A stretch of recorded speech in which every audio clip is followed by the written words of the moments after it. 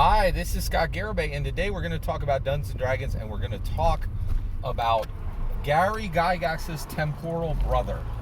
All right, so I just finished Foundation. It is really every Dungeon Master content. Foundation is brilliant. It has a lot to say, just like Dungeons and Dragons. It has a lot to say about American politics, American culture, and American religion. It's what it's all about. It really is. And you're like, well, Scott, Foundation was about an empire in space. What do you think America is? If there was ever an empire, it's America, right? Now, we are not an empire that has conquered through colonialism or through force. We conquer through concept, through culture, through coolness. I think we are an empire of cool. We draw the world to us. The world copies us, right? But Gary Gygax was a brilliant creator. He was a greater creator, right? We live in a world with greater creators, and lesser creators, right? And it's, you know what? It's okay to be a lesser creator. It really is. But like, Gary Gygax was a greater creator, and Isaac Asimov was a greater creator. Foundation is brilliant. I want to talk about Isaac Asimov being a temporal brother to Gary Gygax. So Gary Gygax, he came up in a particular time. And I think there are moments in the history of humanity when things that are witnessed by particular people are absolutely critical. Gary Gygax was born in 1938, right? And Isaac Asimov was a contemporary of his, and they both saw the same thing. They both had seen that mankind had taken to the skies in 1903 with flight, and they could both see that humanity was heading toward the stars, and we made it to the stars. We made it to the moon in 1969. Both of these men saw this, right?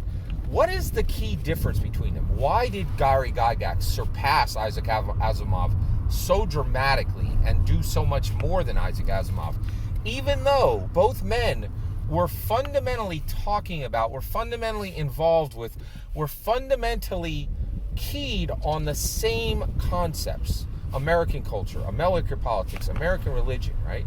Here's the difference. They both saw the momentum of humanity, and they knew they needed to do something.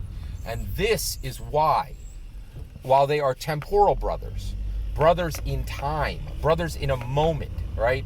Their brotherhood is forged in a moment in history. And they both were talking about the same concepts. They were both making momentum and moving toward progress for humanity. The difference, the reason why Gary Gygax surpassed his temporal brother, Isaac Asimov, is Isaac Asimov looked at the technical progress of humanity and the horrific progress of the horror progress of humanity. We went from killing each other with swords, and in 1942, I think that's when it was, the atomic bombs hit, right? And Nagasaki and Hiroshima were gone, right? There was a progression of horror, and there was a progression of technology. Isaac Asimov saw this. Gary Gygax saw this. What was the difference? Why did Gary Gygax surge past Isaac Asimov? The reason why was they both saw it.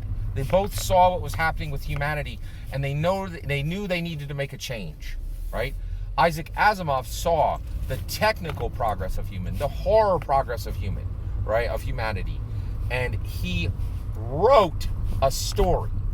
Gary Gygax saw the technical progress of humanity, saw the horror progress of humanity, and he changed story forever. He shattered it. He broke it into 3 parts: the artist, the experiencer, and fate itself, the dungeon master, the Dungeons and Dragons player, and the math rocks, the dice. He changed story forever. They were both faced with the same. Isaac Asimov wrote a story. Gary Gygax changed story forever. He broke it. He broke it and reforged it into something greater. And that's why Gary Gygax is the greatest creator America has ever known, in my humble opinion. I'd love to hear yours. Let me know in the comments below. Please consider liking and subscribing, and have a wonderful millennium.